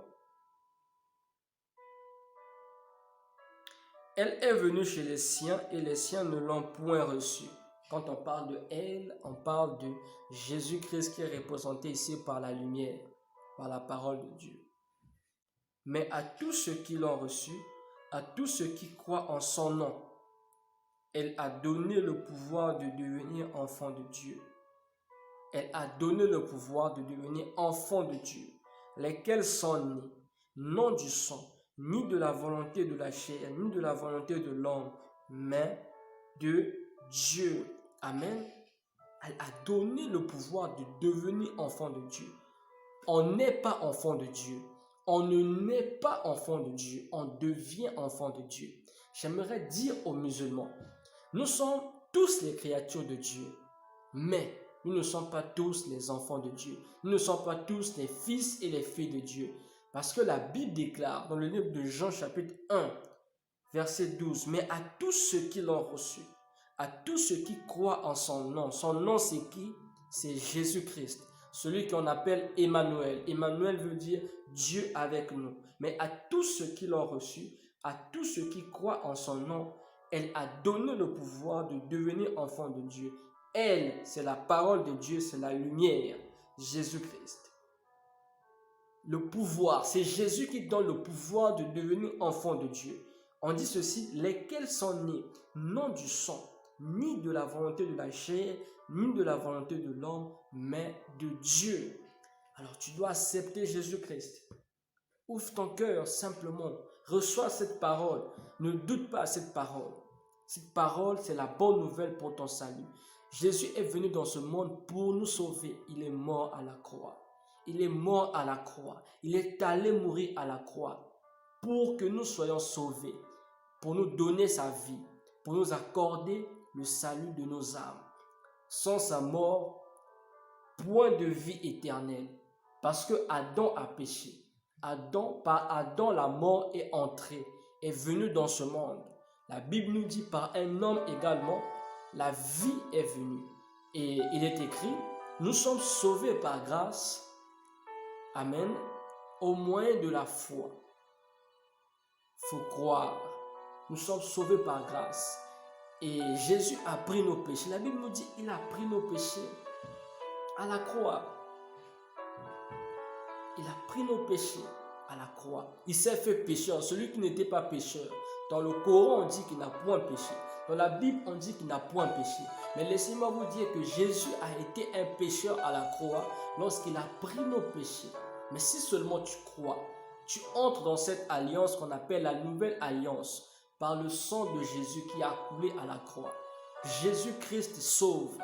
Jésus-Christ guérit. Jésus-Christ transforme les vies. C'est Jésus-Christ qui va nous emmener au ciel. Voilà pourquoi il a dit dans le livre de Jean chapitre 14, verset 6, il a dit, « Je suis le chemin, la vérité et la vie. Nul ne vient au Père sans passer par moi. » Est-ce que quelqu'un comprend ce que je suis en train de dire? Nul ne vient au Père. Il n'a pas dit, « Je suis un chemin. » Il n'a pas dit, « Je suis une vérité. » Il a dit, « Je suis le chemin, la vérité et la vie. » Avant Jésus, après Jésus, c'est vrai qu'il y a eu des prophètes. Mais lui, quand il est venu, Il a dit je suis. Il n'a pas dit j'étais ou je serai. Il n'a pas dit je suis une. Il a dit je suis le. Est-ce que quelqu'un comprend? Il est le chemin. Il n'y a pas 1000 chemins qui emmènent au ciel. Le chemin, c'est Jésus-Christ. Jean-Baptiste, quand il est venu, vous connaissez Jean-Baptiste? Jean qui est dans la Bible est différent du Jean que vous parlez dans le Coran. Il est si vrai qu'ils sont nés, que Jean est né d'Élisabeth et de Zacharie, mais ce Jean que le Coran parle, ce n'est pas tellement le Jean qui a été présenté dans la Bible, parce que Dieu a fait beaucoup de choses également avec Jean. Laissez-moi vous dire que Jean a présenté Jésus-Christ. Il a dit, voici l'agneau de Dieu qui ôte le péché du monde. Et Jean a baptisé dans la Bible. Il a même baptisé Jésus-Christ qui était le Fils de Dieu. Si vous lisez la Bible, vous lisez le livre de Jean chapitre 1, vous lisez tout le chapitre, on va vous raconter l'histoire de Jean. Je vous assure, il a dit, je suis la voix qui crie dans le désert, aplanissez les montagnes. Parce qu'avant que Jean n'arrive, il y a même un prophète appelé Ésaïe qui avait annoncé, avant que Jésus ne vienne, il devait avoir un prophète qui devait annoncer la venue de Jésus. Ce prophète-là, c'était Jean. Amen. Les prophètes ont annoncé Jésus, mais il y avait un dernier prophète avant la venue de Jésus, c'était Jean. Et Jean a présenté Jésus. Dans le Coran, il n'a pas présenté Jésus. Laissez-moi vous dire que Jean a baptisé, voilà pourquoi on l'appelle Jean-Baptiste ou Jean le Baptiste. Mais dans le Coran, il n'a pas baptisé. C'est déjà une histoire qui a été modifiée parce que Jean a été envoyé dans ce monde pour présenter le Messie, le Seigneur, le Sauveur, Jésus-Christ. Il est temps de chercher le Fils de Dieu. Il est temps d'ouvrir vos cœurs. Il est temps d'aplanir les montagnes. Les montagnes, c'est la connaissance que tu avais. C'est le doute que tu avais. Tu te disais que Jésus-Christ n'est pas le Fils de Dieu parce qu'on t'a dit que le Fils de Dieu, Dieu n'a point de fils. C'était une erreur. Je t'assure que ce n'est pas une erreur. Jésus-Christ est le Fils de Dieu. C'est lui qui donne la vie. Voilà pourquoi nous venons de lire dans le passage de Jean, chapitre 1, verset 12, on dit à tous ceux qui l'ont reçu, à tous ceux qui croient en son nom, elle a donné le pouvoir de devenir enfant de Dieu. On devient enfant de Dieu. Amen. On devient enfant de Dieu. Lorsque tu crois en Jésus, si tu reçois le Fils de Dieu, la Bible nous dit, tu reçois la vie. La vie, que la vie de Jésus entre. Pendant que tu ouvres ton cœur, que la vie de Jésus entre. Si je t'ai malade, que tu sois guéri puissamment au nom de Jésus. Qu'importe ta maladie, même si c'était le sida, même si c'était le cancer, même si c'était le diabète, au nom puissant du Seigneur Jésus, j'ordonne à l'esprit de diabète, à tout esprit maléfique, esprit de maladie, de libérer ton corps dans le nom puissant du Seigneur Jésus. Si tu étais malade, sois guéri, reçois la guérison. Sois purifié par le sang glorieux de Jésus-Christ. Lève ta main, dis je reçois la guérison si tu es malade. Sois guéri maintenant au nom puissant du Seigneur Jésus. Dieu est en train de se manifester. J'aimerais t'annoncer la bonne nouvelle. Ce Jésus qui est mort à la croix, il est ressuscité le 3e jour. La Bible déclare, si tu crois en Jésus-Christ, tu seras sauvé. Alors crois dès maintenant. N'attends pas quand tu vas mourir de chercher la vérité si Jésus était le Fils de Dieu ou pas. C'est maintenant que tu dois comprendre. C'est maintenant que tu dois croire qu'il est le Fils de Dieu. Si tu es malade, tu as besoin d'être guéri. Lève ta main. Éternel Dieu Tout-Puissant, je prie maintenant pour toi. Éternel Dieu Tout-Puissant, Seigneur, ces gens croient à l'évangile. Ils croient que tu étais mort et ressuscité. Seigneur, je prie que tu puisses leur guérir de leur maladie maintenant, qu'ils reçoivent la guérison et que cela soit un sujet de témoignage. Père éternel, Dieu Tout-Puissant, je le demande dans le nom puissant et glorieux de Jésus-Christ. Je crois, Seigneur, que je t'ai invoqué, toi le Dieu Tout-Puissant, le Dieu qui s'est révélé pleinement en Jésus-Christ, le Dieu vivant. Au nom puissant du Seigneur Jésus, j'en sais prier. Je te rends grâce parce que tu m'as exaucé. Je te rends grâce parce que les malades ne sont plus malades, ils sont guéris. Amen. Amen. Si tu étais malade, j'aimerais te dire, annoncer une bonne nouvelle, que Jésus t'a guéri. Qu'importe le moment que tu es en train d'écouter ce message, Jésus a dit, mes paroles sont esprit et vie. Esprit. L'esprit de la parole de Jésus vient en toi. Si seulement tu crois, ça s'attache à toi, ça se manifeste maintenant même. Tu peux baisser ta main. J'ai fini de prier pour toi. Si seulement tu as la foi. Si seulement tu as la foi. Tu verras que même avant la fin de cette vidéo, même maintenant même, tu vas constater que quelque chose est parti, t'a quitté. Ne sois pas distrait, c'était les maux de tête, c'était la fièvre. Qu'importe le nom de cette maladie, le nom de Jésus est supérieur. La Bible dit, il a reçu le nom élevé au-dessus de tous les noms, afin qu'au nom de Jésus-Christ, tout genou fléchisse. Amen. Tu peux baisser ta main, n'aie plus peur. Si tu as le temps, va faire les examens, car Jésus t'a guéri. Si tu n'avais plus de paix, tu avais du mal à dormir, je t'annonce la bonne nouvelle du salut. Le salut est entré dans ta maison, la vie de Jésus est entrée en toi. Tu es guéri. Tu dormiras maintenant bien.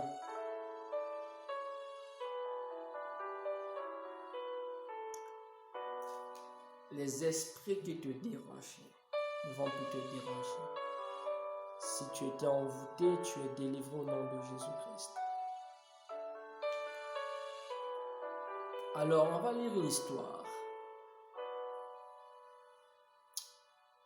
Oh mon Dieu, j'aimerais présenter autrement.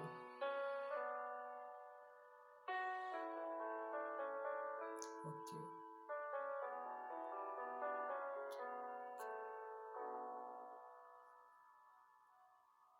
Ok. On va lire le livre de...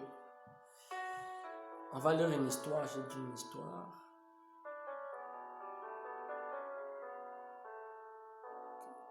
Je suis en train de voir la conduite de l'esprit. Je sens que Dieu est là. Il est avec moi en ce moment. La parole de Dieu est éternelle. Ce que je suis en train de prêcher, c'est éternel. C'est pour toi, c'est pour ta vie. Alors, on va lire Matthieu 11. Je voulais prendre l'histoire de l'aveugle. C'est un programme que j'ai écrit.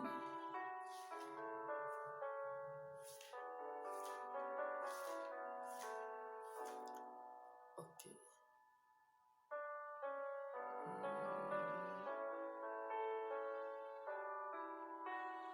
Ok. S'il vous plaît, est-ce que notez ces versets, lisez ces versets à la maison. Les versets qui montrent que Jésus-Christ est le Messie, est le Christ, le Sauveur. Tu t'es dit peut-être qu'il y a un autre Sauveur. Il faudra attendre un autre Sauveur, c'est Jésus. Prenez le livre de Matthieu chapitre 11, versets 2 à 5. C'est Jean-Baptiste qui envoie ses disciples pour aller vérifier si Jésus était le Messie. Bon, on va quand même lire ça rapidement. Vous allez lire également le livre d'Ésaïe 29, verset 18.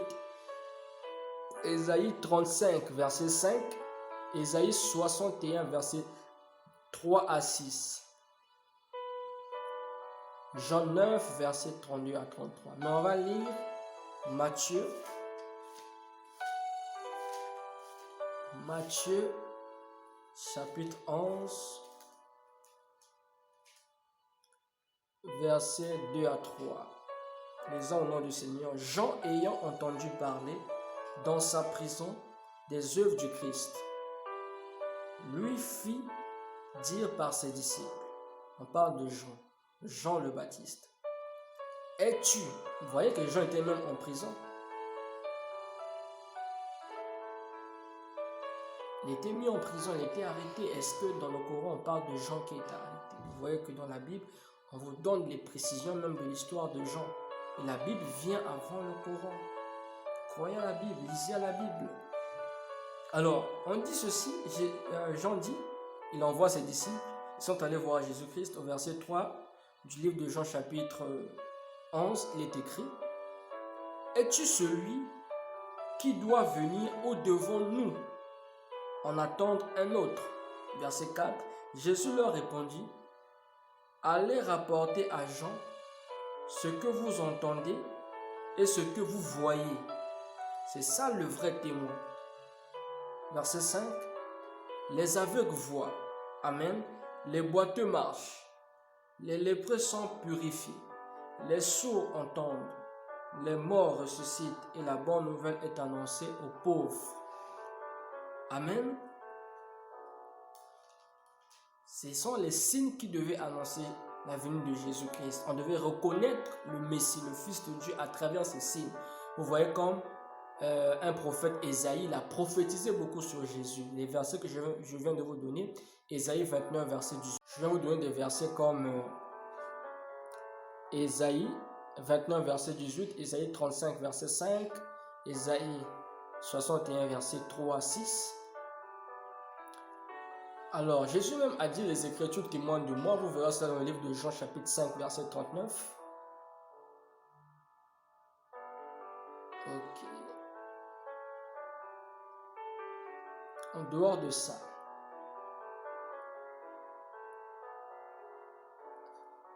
lisez chez vous, à la maison, tu es musulman, cherche une Bible, athée, non-croyant, non-chrétien, Jean chapitre 14, verset 6, Matthieu 13, verset 14 à 17, ou Matthieu 13, verset 17. Lisez ces versets. On va gagner le temps. On va prendre l'histoire de l'aveugle, un aveugle que Jésus a guéri. Dans le livre de Jean, on ne va pas lire peut-être toute l'histoire. Est-ce que vous voulez savoir comment est-ce que Jésus a guéri cet aveugle? Il guérissait de plusieurs façons. Il y avait un aveugle, il pouvait toucher juste de sa main ses yeux. L'aveugle est guéri. Aujourd'hui aussi, on voit cela. Il y a des hommes de Dieu qui sont remplis de la puissance de Dieu, qui manifestent ces signes. Car Jésus nous avait promis ces choses. Ce sont les promesses qui se trouvent dans la parole de Dieu. On peut manifester la puissance de Jésus-Christ. Alors, le livre de Jean chapitre 9, versets 28 à 33.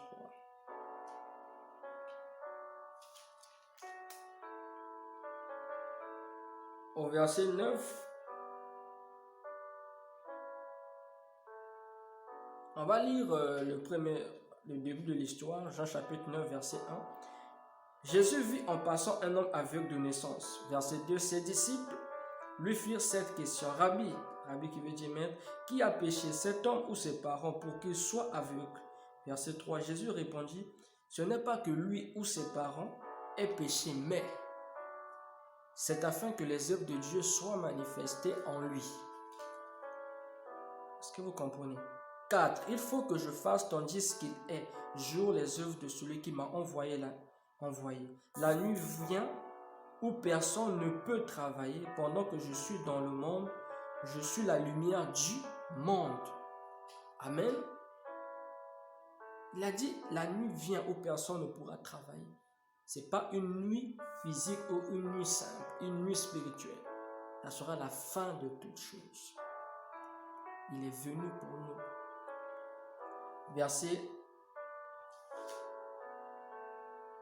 Verset 4, après avoir dit cela, il cracha à terre et fit de la boue avec sa salive. Jésus. Et fit de la boue avec sa salive, puis il appliqua cette boue sur les yeux de l'aveugle. Verset 7, et lui dit: va et lave-toi au réservoir de Siloé, nom qui signifie envoyé. Siloé veut dire envoyé. Le réservoir de Siloé. Amen. On comprend également qu'il y avait un mystère dans ce réservoir-là. Siloé, il y avait un ange qui se manifestait, ou bien qui s'était manifesté ce jour également. Bon, ça, c'est le ministère des anges. Je ne voudrais pas en parler. Okay.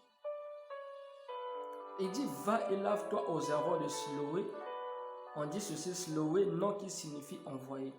je lis la suite du verset 6. Il y alla se laver et s'en retourna, voyant clair. Verset 8. Les voisins et ceux qui auparavant l'avaient connu comme un mendiant disaient: n'est-ce pas là celui qui se tenait assis et qui mendiait? Les uns disaient: c'est lui. D'autres disaient: non, mais il lui ressemble. Et lui-même disait: c'est moi. Vous voyez ce qui s'est passé? Ok. En tout cas, c'est une belle histoire. Je vais sauter un peu. Je vais aller rapidement lire à partir du verset 28 jusqu'au verset 33. J'étais censé lire Jean chapitre 9, verset 28 à 33. Mais j'ai commencé au début pour vous montrer un peu comment ça a commencé, comment est-ce que Jésus l'a guéri. Il y avait d'autres aveugles où Jésus a juste touché leurs yeux ou déclaré une parole et les yeux se sont ouverts. Amen. Maintenant, je vais lire le verset 28 parce qu'après Jésus l'a envoyé pour aller donner une offrande à l'église, pour aller témoigner. Les gens qui l'ont vu ont dit que ce n'était pas normal. Ils n'arrivaient pas à croire.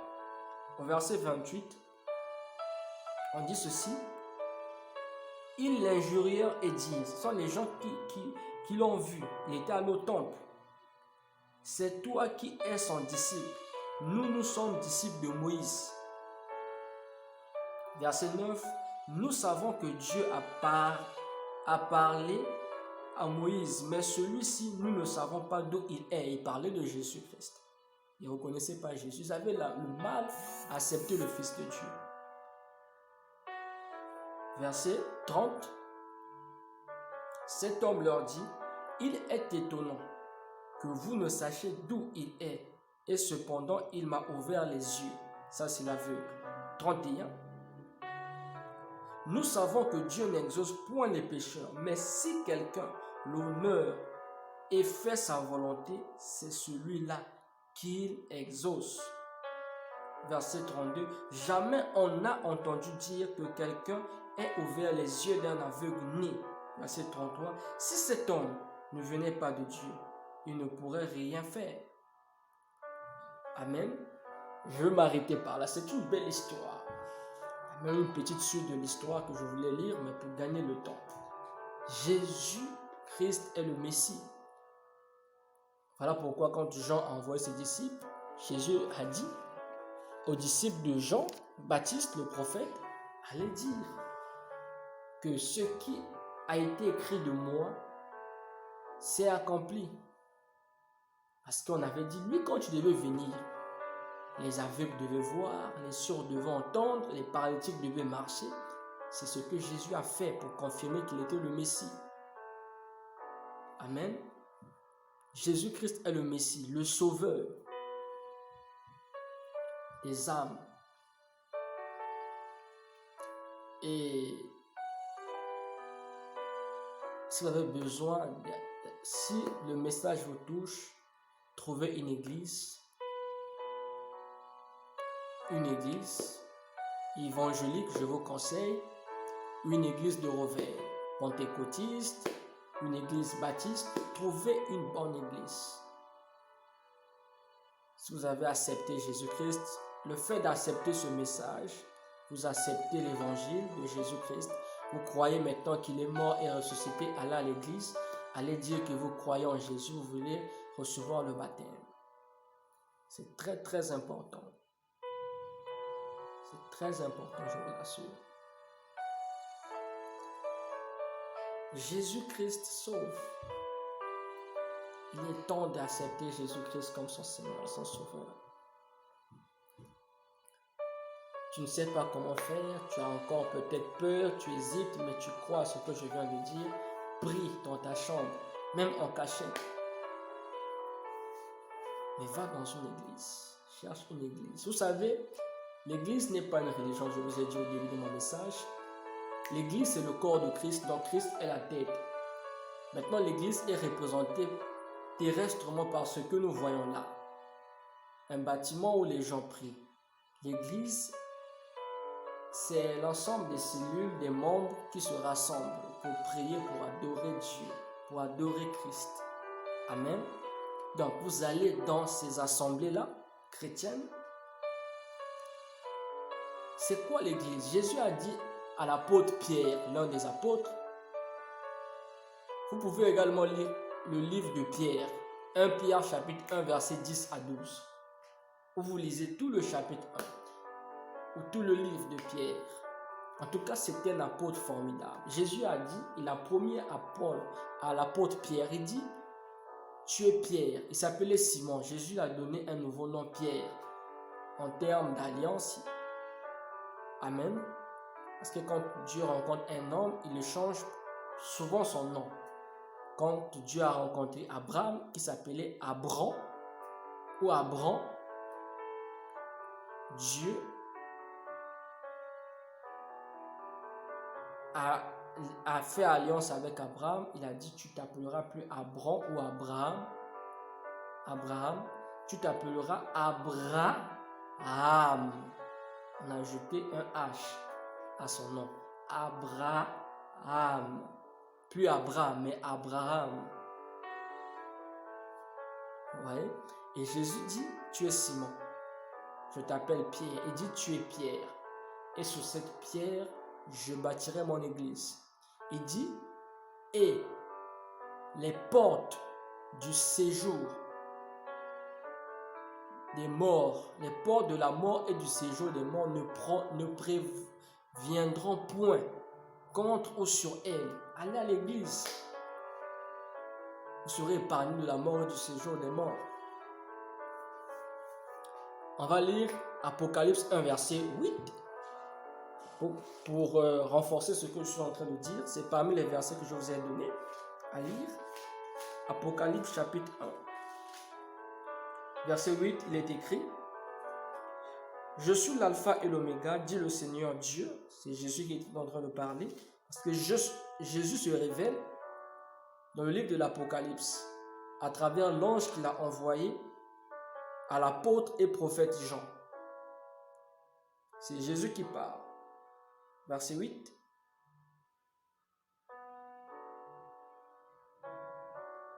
C'est le verset 18. Verset 18.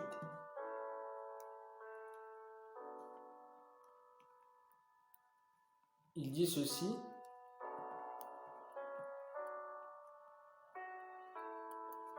Au verset 8, il dit, je suis l'alpha et l'oméga, dit le Seigneur Dieu, celui qui est, qui était et qui vient, le Tout-Puissant. Verset 18.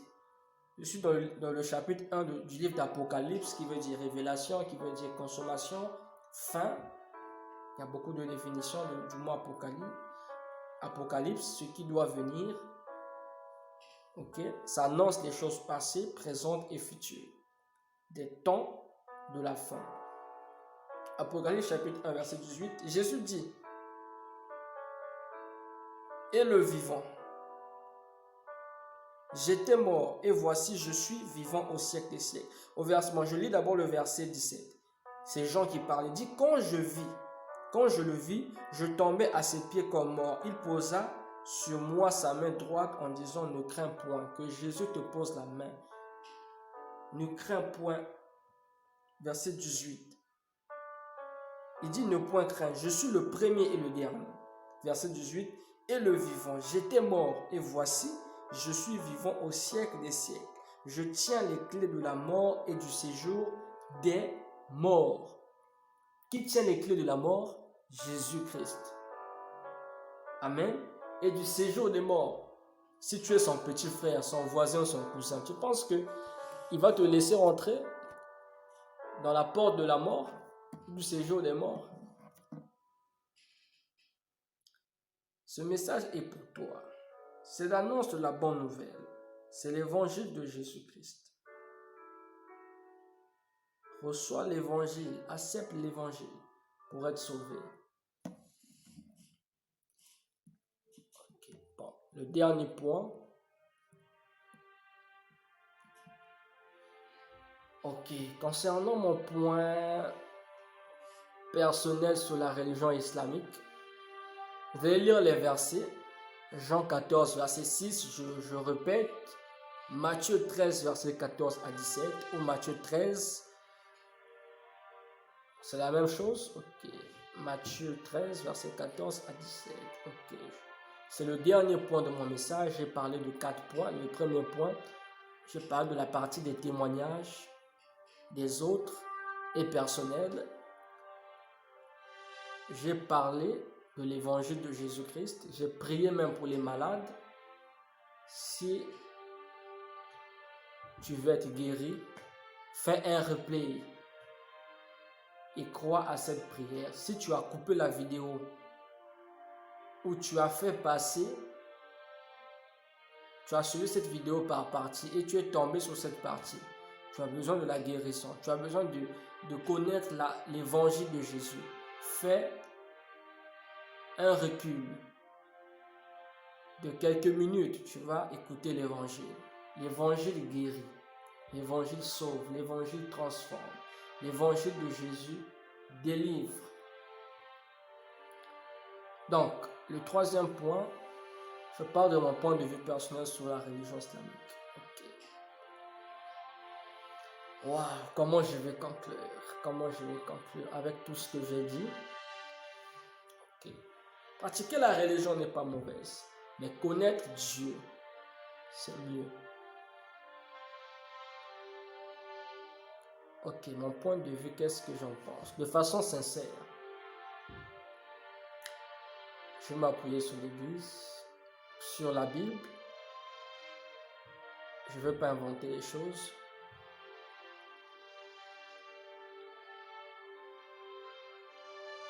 Nous ne prions pas le même Dieu. Mon Dieu est connu, c'est Jésus-Christ. Toi, c'est Allah. Allah, c'est Dieu en arabe. Mais quel est son nom?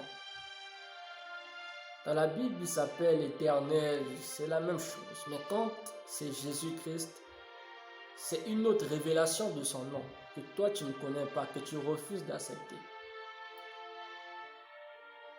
Quand je dis nous ne prions pas le même Dieu, c'est parce que nous n'adorons pas le même Dieu. Quand tu pries, tu n'invoques pas le nom de Jésus-Christ. Mais je crois que je suis du bon côté. Parce que je crois en Jésus, je n'irai pas en enfer. Et la Bible dit, heureux ceux qui sont morts en Christ, car leurs œuvres leur suivent. Heureux ceux qui sont morts en Christ. Et qu'est-ce que je peux dire encore sur mon point de vue? On ne prie pas le même Dieu, je vous rappelle. Vous avez l'impression de prier le Dieu que nous prions, mais vos prières ne montent pas vers lui. Vos prières se limitent à un niveau. Mais si vous acceptez Jésus, le Dieu que vous croyez éternel, le Dieu que vous croyez tout-puissant, très haut, c'est Jésus-Christ. Maintenant, si dans votre tête, dans votre imagination ou dans le Coran, Jésus-Christ n'est pas reconnu comme Dieu, alors nous n'avons pas le même Dieu. Vous avez votre Dieu. Rendez-vous le jour du jugement, le dernier jour. Mais avant le jugement, vous savez également que Jésus va revenir, ce que nous dit la Bible. Mais il reviendra comment? La Bible nous dit de la même façon qu'il est monté, c'est de la même façon qu'il va redescendre. Mais il va redescendre dans toute sa gloire. Il est venu premièrement pour mourir. Deuxièmement, il reviendra pour sauver l'Église spirituelle, ceux qui croient en lui. Il y aura l'enlèvement. C'est l'enlèvement spirituel. Je suis là, je disparais. Pourquoi? À cause de la grande tribulation qui va s'abattre sur le monde. Parce que c'est écrit dans le livre d'Apocalypse que le diable viendra régner sur la terre. Il va se manifester. Et le monde va passer, sera dans la pire des détresses. Mais avant cela, Dieu, quand le temps arrivera, avant que le temps n'arrive, Dieu va enlever son Église. Jésus va enlever son Église. Troisièmement, il reviendra maintenant pour détruire le monde. Et quand l'apôtre Paul parle du jugement, il parle des œuvres, on va compter les œuvres de certains, ça va passer par le feu, de tout le monde bien sûr. Il dit qu'il y a des gens qui seront sauvés de justesse. Mais il n'explique pas correctement. Il ne précise pas. Il dit, ceux qui seront sauvés de justesse. C'est mieux de chercher Jésus. C'est mieux de chercher Jésus. L'apôtre Paul, là, il dit, j'ai annoncé le conseil de Dieu. J'ai annoncé tout le conseil de Dieu. Il a assisté au conseil de Dieu. Aucun prophète en dehors de Paul n'a dit, j'ai assisté au conseil de Dieu. Il dit même Paul, même si un ange descend du ciel et vient prêcher un évangile différent de ce que moi, Paul, je prêche, que cet ange-là soit anathème. Ne le croyez pas, qu'il soit maudit. Les musulmans, est-ce que vous irez au paradis? Si seulement avec ce que je viens de prêcher là. Si seulement Jésus-Christ est le chemin, parce qu'il a dit, je suis le chemin, la vérité et la vie, dans le livre de Jean chapitre 14 verset 6. À moins qu'il y ait plusieurs chemins.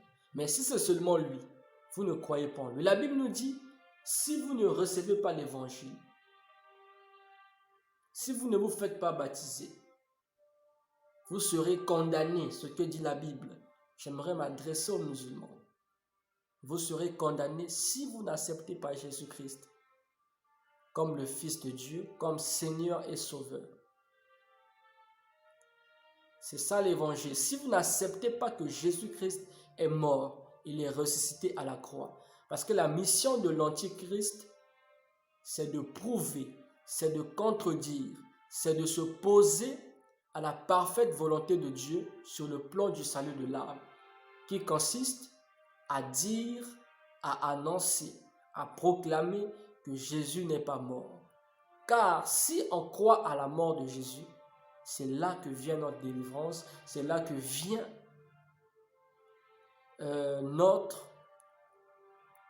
notre guérison, c'est là que vient la vie éternelle, c'est là que vient notre réconciliation, c'est là que vient notre salut. C'est parce que le sang de Jésus a coulé. La Bible nous dit son sang crie plus que le sang d'Abel. Tu connais Abel? Abel, c'est l'un des fils d'Adam, Caïn et Abel. Son sang crie plus que le sang d'Abel. Le sang de Jésus-Christ, le sang de Dieu. Dans le sang de Jésus se trouve la vie. Voilà pourquoi la Bible nous dit qu'il a donné sa vie pour nous à la croix, pour que nous soyons sauvés. Crois au message de l'évangile. Je suis en train de donner mon avis personnel. Si vous ne croyez pas en Jésus-Christ, ne le limitez pas seulement au rang de prophète. Il est le Fils de Dieu. Il est le puissant sauveur des âmes. Mon point de vue personnel.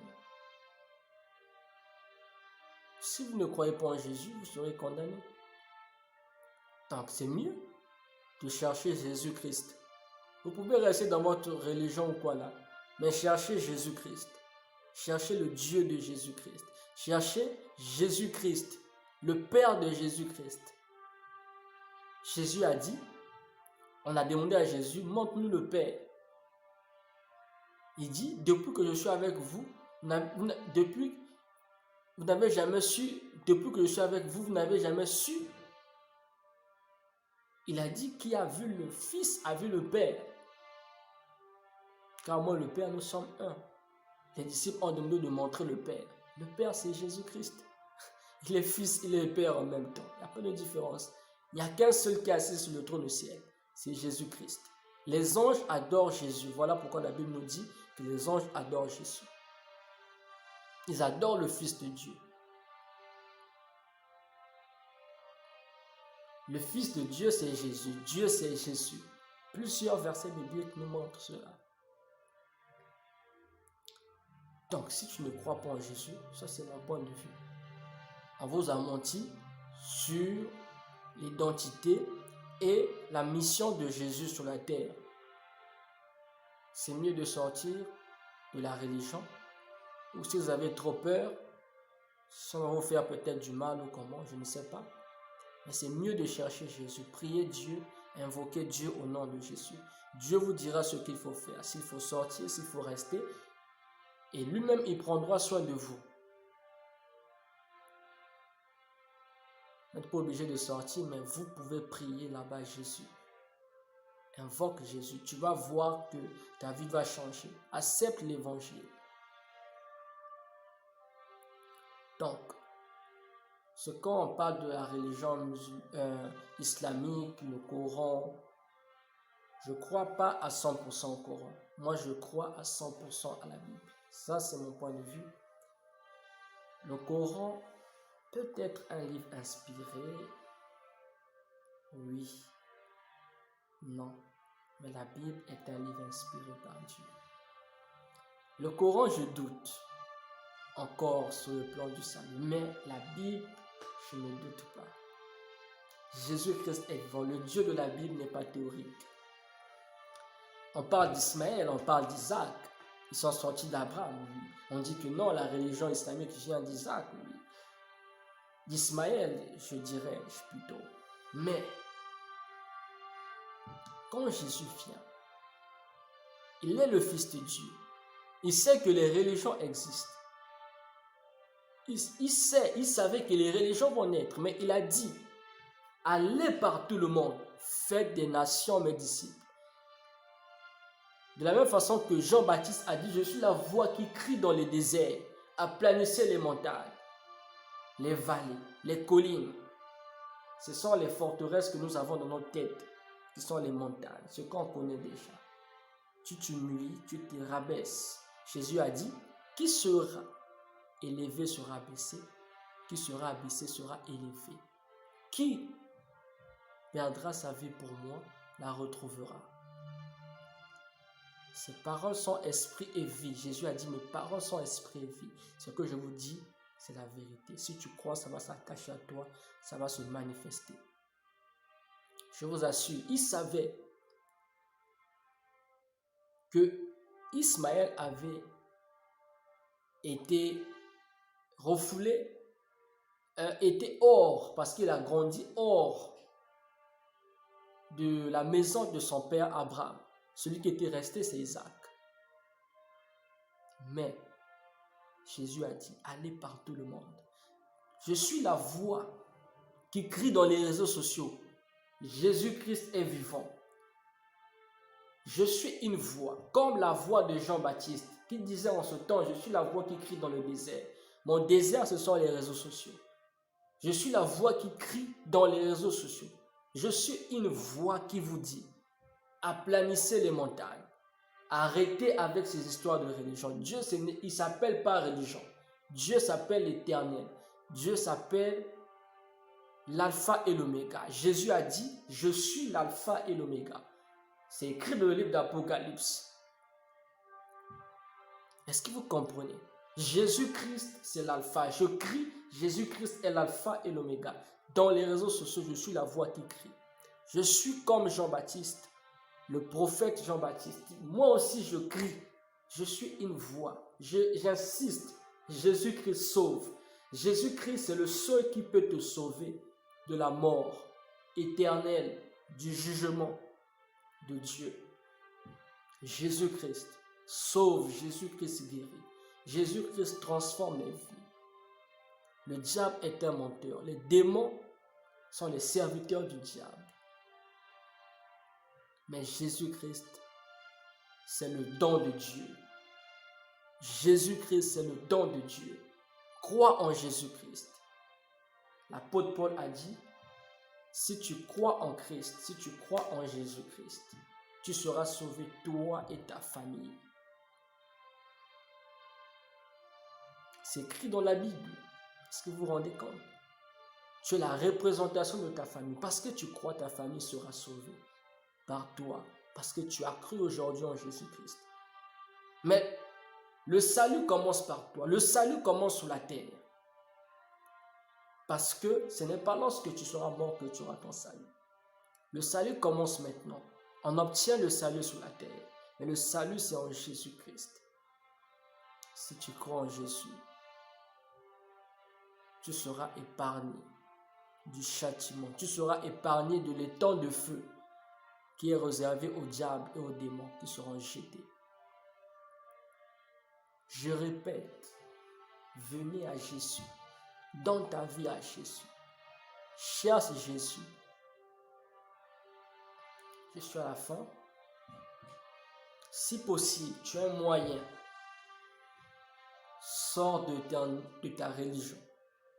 Le christianisme n'est pas une religion. Je ne te demande pas de rentrer dans une religion, mais de chercher le Fils de Dieu, Jésus-Christ, car c'est en lui que se trouve la vie éternelle. Alors je suis à la fin de mon message. Que Dieu vous bénisse. Dieu vous bénisse. S'il y a des questions, vous pouvez me les poser.